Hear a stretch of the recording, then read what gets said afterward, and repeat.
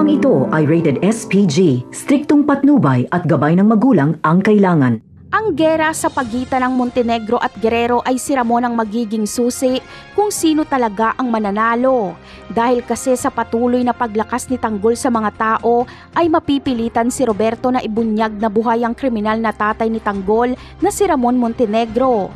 Pero hindi siya paniniwalaan ng mga tao at itatanggi din ito ni Tanggol at sasabihing sinisiraan lang siya.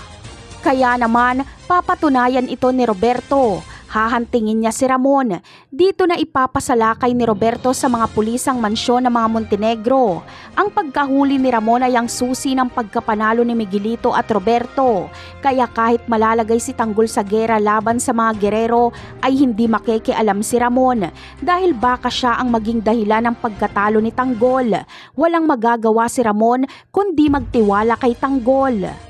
Sa ibang eksena naman ay sa pagsisimula ng kampanya ay magdidesisyon nga si Tanggol na itigil muna ng kanilang grupo ang iligal na gawain.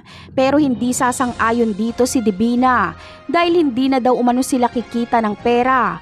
Paano na daw ang nauna nilang plano na magpayaman ng husto. Pero ayon kay Tanggol ay pansamantala lang umano ito. Ngunit duda si Divina kay Tanggol. Natatakot siyang tuluyan itong magbago at tuluyan ng itigil ang iligal na gawain kapag manalo ito. Kaya mas gugustuhin pa ni Divina na matalo si Tanggol sa eleksyon. Kaya dito na magtatraidor si Divina.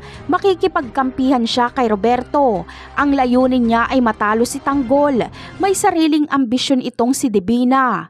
Napakarami pa nating dapat abangan sa mga susunod na episode. Paalam!